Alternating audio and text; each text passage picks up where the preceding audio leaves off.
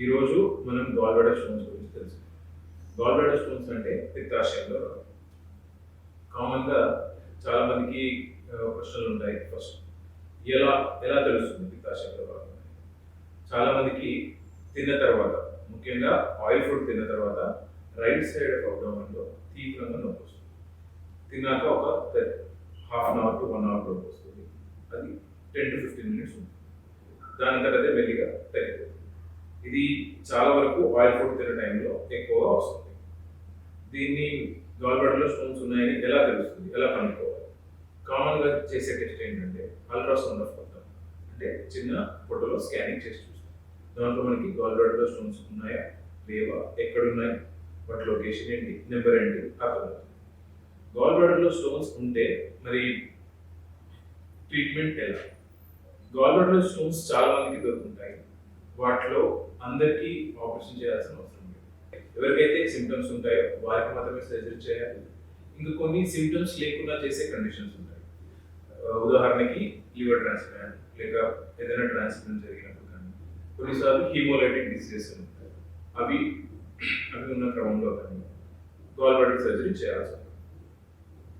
Gall bladder surgery కామన్గా ఎలా జరుగుతుంది? లాప్రోస్కోపీలో హోల్స్ ద్వారా చేస్తారు. చాలా వరకు హోల్స్లోనే అయిపోతుంది. It is a safe surgery and recovery కూడా చాలా ఫాస్ట్ ఉంటుంది. సాధారణంగా గాల్ బ్లాడర్లో స్టోన్స్, పిత్తాశయంలో రాళ్ళ గురించి చాలా అపోహలు ఉంటాయి. కామన్గా ఇవి ఎలా ఫామ్ అవుతాయి? చాలా మందికి ఉండే ప్రశ్న, ఇవి ఎలా ఫామ్ అవుతాయి? ఎందుకు ఫామ్ అవుతాయి? బ్రీఫ్గా చెప్పాలి అంటే it's a complex procedure. Cholesterol saturation అంటారు, దానివల్ల అవుతుంది. సూపర్ సాచురేషన్ అవ్వడం వల్ల న్యూక్లియస్ ఫామ్ అయ్యి దాని మీద అది ఒక నైడస్ లా ఉండి మిగిలిన స్టోన్ ఫామ్ అవుతుంది. ఇంకా కొన్ని అరుదుగా కనిపించే కండిషన్స్ లైక్ హిమోలైటిక్ డిసీజెస్ అలాంటి వాటిల్లో, సికిల్ సెల్ ఎనీమియా ఇలాంటి వాటిల్లో హిమోగ్లోబిన్ ఎక్కువగా లాస్ అవ్వడం వల్ల అప్పుడు స్టోన్ ఫామ్ అవుతుంది. దాంట్లో పిగ్మెంట్ స్టోన్స్ ఫామ్ అవుతాయి.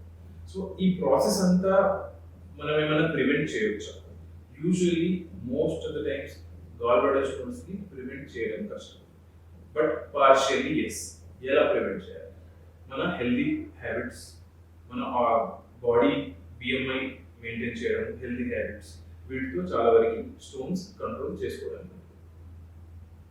ఒకసారి స్టోన్స్ ఫామ్ అయితే కరిగిపోతారు. దీనికి సమాధానం చాలా వరకు కాదు. ఒకవేళ కరిగించే మెడిసిన్ ఉన్న ఆ ట్రీట్మెంట్ నెలల తరబడి సాగుతుంది అండ్ మరియు మళ్ళీ వచ్చే ఛాన్స్ ఉంది. గాల్ బ్లాడర్ స్టోన్స్ ఉన్న ప్రతి పేషెంట్ కి సర్జరీ అవసరం ఉంటుంది. So what I mean to say indication for surgery. So symptomatic stones, symptoms అంటే ఏంటి? ఫుడ్ తిన్న తర్వాత తీవ్రంగా రైట్ సైడ్ అబ్డామెన్ లో పెయిన్ వస్తుంది. కొన్నిసార్లు ఈ పెయిన్ తో పాటు వామిటింగ్స్ వస్తాయి. ఈ పెయిన్ చాలా మందికి రైట్ సైడ్ ఉంటుంది, కొంతమందికి ఎపిగాస్ట్రిక్ రీజన్ లో కూడా వచ్చే ఛాన్స్. ఇంకా కొన్నిసార్లు complications of gall bladder stones ఉన్నప్పుడు కూడా, అంటే ఏమేమి కాంప్లికేషన్స్ రావచ్చు? గాల్ బ్లాడర్ లో ఇన్ఫెక్షన్ రావచ్చు, స్టోన్ బ్లాక్ అవడం వల్ల. ప్యాంక్రియాటైటిస్ రావచ్చు, కింద యాంపులా దగ్గర వచ్చి స్టోన్ బ్లాక్ అవడం వల్ల. కొన్నిసార్లు లివర్ నుంచి వచ్చే పైతెరస 4 బ్లాక్ అవడం వల్ల, దానికి కామన్ బైల్ అది బ్లాక్ అయినా కూడా జాండిస్ వస్తుంది. ఇలాంటి కాంప్లికేషన్స్ ఉన్నప్పుడు గాల్ బ్లాడర్ సర్జరీ తప్పనిసరిగా చేయాల్సి వస్తుంది. నెక్స్ట్ ఇంకా వేరే ఇండికేషన్స్ ఏమి? ముందుగా చెప్పుకున్నట్టుగా హిమోలైటిక్ డిసీజ్ ఉన్నప్పుడు చేయాల్సి వస్తుంది. కొన్నిసార్లు ట్రాన్స్ప్లాంట్ సర్జరీ చేసినప్పుడు కూడా చేయాల్సి వస్తుంది. కొంతమందికి ఇమ్యూనో కాంప్రమైజ్డ్ స్టేట్ లో ఉండి, బికాస్ ట్రాన్స్ప్లాంట్ పేషెంట్స్ లో ఇమ్యూనో సప్రెషన్స్ వాడతారు కాబట్టి they don't know the infections. చాలా వరకు ట్రాన్స్ప్లాంట్ సర్జరీస్ చేసినప్పుడు గాల్ బ్లాడర్ సర్జరీ ఇండికేషన్ ఉంటుంది. ఇంకా అరుదుగా కొన్నిసార్లు ప్రీ మ్యాలిగ్నెంట్ కండిషన్స్ అంటారు, porcelain gall bladder wall calcification అవ్వడం, ఇలాంటి కండిషన్స్ లో కూడా గాల్ బ్లాడర్ సర్జరీ చేయాల్సి ఉంటుంది. కొన్నిసార్లు డౌట్ఫుల్ మ్యాలిగ్నెన్సీస్ అంటే గాల్ బ్లాడర్ గోడలు గట్టిపడడం అలాంటిది ఉన్నప్పుడు, లేకపోతే గాల్ బ్లాడర్ పాలిప్ అంటే చిన్న చిన్న కంతులు మోర్ దెన్ 1 సెంటీమీటర్ కూడా గాల్ బ్లాడర్ సర్జరీ చేయాల్సి ఉంటుంది. మనం ఈ గాల్ బ్లాడర్ స్టోన్స్ ని వాటర్ తాగి కరిగించగలమా? చాలా మంది ఒక వాటర్ ఎక్కువగా తీసుకోవడం వల్ల గాల్ బ్లాడర్ స్టోన్స్ కాదు. ఇది చాలా clear. Gall bladder stones complete గా కరిగే మెకానిజం లేదు. ఇది మనం అర్థం చేసుకోవాలి. సర్జరీ గాల్ బ్లాడర్ సర్జరీ గురించి, గాల్ బ్లాడర్ సర్జరీ లాప్రోస్కోపీలోనే అయిపోతుంది. చిన్న హోల్స్తో 4 హోల్స్లో సర్జరీ అయిపోతుంది. సర్జరీ తర్వాత వచ్చే ప్రాబ్లమ్స్ ఏంటి? చాలా మందికి ఒక అపోహ, సర్జరీ తర్వాత ఫుడ్ డైజెస్ట్ అవుతుంది. మేజర్గా చాలా మందికి ఫుడ్ ఇంటేక్లో కానీ ఫుడ్ డైజెషన్లో కానీ తేడా ఉంది. మరి గాల్ బ్లాడర్ పని ఏంటి అని చాలా మంది అడుగుతారు. It is a storage bag. ఇది బైల్ జ్యూసెస్ అంటే పిత్త రసాలని స్టోర్ చేస్తుంది, కాన్సన్ట్రేట్ చేస్తుంది. యాజ్ సచ్గా తను ఎక్స్ట్రా డైజెస్టివ్ ఎంజైమ్స్ ప్రొడ్యూస్ చేస్తుంది. సరే, మరి గాల్ బ్లాడర్ తీసేసిన తర్వాత ఈ స్టోరేజ్ మెకానిజం ఎలా? స్టోరేజ్ మెకానిజం కొన్ని రోజులు ఉండదు, బట్ కొన్ని రోజుల తర్వాత మన బాడీ అడాప్ట్ చేసుకుని rest of the biliary system will dilate. అంటే మిగిలిన బిలియరీ సిస్టమ్ గాల్ బ్లాడర్ లాగా డైలేట్ అయ్యి స్టోర్ చేసుకోవడం అలవాటు చేస్తుంది. ఈ క్రమంలో కొంతమందికి లూజ్ మోషన్స్ వచ్చే అవకాశం ఉంటుంది. దాన్ని పోస్ట్ కొలెస్ట్రాల్ డయేరియా అంటాం. ఈ డయేరియా చాలా కొద్ది రోజులు మాత్రమే ఉంటుంది. ఒక 10 to 15% పేషెంట్స్ లో చూడవచ్చు. ఓవరాల్ గా చూస్తే లాంగ్ టర్మ్ లో gall bladder surgery is a safe surgery. Complications rates are very less, 0.01%. And digestive problems ఏవి ఉన్నాయి. గాల్ బ్లాడర్ సర్జరీ తర్వాత జాగ్రత్తలు.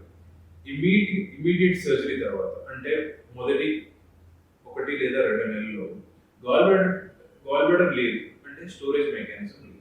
సో స్టోరేజ్ మెకానిజం లేదు కాబట్టి, అండ్ మన బిలియరీ సిస్టమ్ కూడా ఇంకా అడాప్ట్ అవ్వలేదు కాబట్టి, మన గాల్ బ్లాడర్ మెకానిజం ఏంటంటే, మనం ఫాస్టింగ్ లో ఉంటే గాల్ బ్లాడర్ ఫిల్ అవుతుంది, మనం తింటే గాల్ బ్లాడర్ ఎంటీ అవుతుంది. So simple thing. సర్జరీ తర్వాత మనం ఎక్కువసేపు ఫాస్టింగ్ లాంటివి చేయకూడదు. ఎందుకు? గాల్ బ్లాడర్ లేదు కాబట్టి there is no storage mechanism. So అందుకోసం మనం ఫాస్టింగ్ చేయకుండా ఉంటే ఎప్పటికప్పుడు బైల్ జ్యూసెస్ క్లియర్ అవుతాయి. సో కామన్ గా చెప్పే ఆహారపు అలవాట్లు ఏంటి అంటే, మొదటి 1 లేదా 2 నెలలు ఫాస్టింగ్ లాంటివి చేయకూడదు అని చెప్తాం. ఫుడ్ పదార్థాలు, ఏ పదార్థాలు తీసుకోవచ్చు? అన్ని రకాల పదార్థాలు తీసుకోవచ్చు. దాంట్లో డైజెస్టివ్ ఇష్యూస్ అయితే ఏం లేవు. ముఖ్యంగా చెప్పేది ఫాస్టింగ్ చేయకూడదు. Incidental gall bladder stones, usually మన చాలా మంది ఆడవాళ్ళకి యూజువల్లీ గాల్ బ్లాడర్ స్టోన్స్ ఆడవాళ్ళలోనే కామన్ గా ఉంటాయి. And because of gynaec problems కానీ వేరే అదర్ ఇష్యూస్ కానీ అలాంటప్పుడు అల్ట్రాసౌండ్ తీసుకున్నప్పుడు ఈ గాల్ బ్లాడర్ స్టోన్స్ చాలా మంది కనిపిస్తాయి. యూజువల్లీ ఒక 20 to 30% ఆఫ్ పేషెంట్స్ సింప్టమాటిక్ ఉంటారు. Large number of patients are asymptomatic. And asymptomatic నుంచి అంటే లక్షణాలు లేని నుంచి లక్షణాలు వెళ్ళడానికి ఎంత ఛాన్స్ ఉంది అంటే, ఇయర్లీ ఒక 1% పేషెంట్స్ లక్షణాలు ఉన్న వాటి గ్రూప్ నుంచి లక్షణాలు లేని గ్రూప్కి వెళ్తారు. అంటే అది చాలా చాలా చాలా తక్కువ. సో మీకు అల్ట్రాసౌండ్ లో గాల్ బ్లాడర్ స్టోన్స్ ఉన్నాయని తెలిసింది, మీకు అదర్ రిస్క్ ఫ్యాక్టర్స్ లేవు. సో మీరు ఏం చేయాలి? అదర్ రిస్క్ ఫ్యాక్టర్స్ లేనప్పుడు గాల్ బ్లాడర్ లో స్టోన్స్ ఉన్నాయి బట్ సిమ్టమ్స్ లేవు, వీటిని మనం నెగ్లెక్ట్ చేయొచ్చు. నెగ్లెక్ట్ అంటే వాటిని సిమ్టమ్స్ కోసం చూస్తాం, బట్ వాటికి యాక్టివ్గా సర్జరీ చేయాల్సిన అవసరం లేదు. ఎందుకంటే ఎవ్రీ ఇయర్ మీరు సిమ్టమాటిక్ అయ్యే chance only 1%. So this is very less. Observation and watch for symptoms is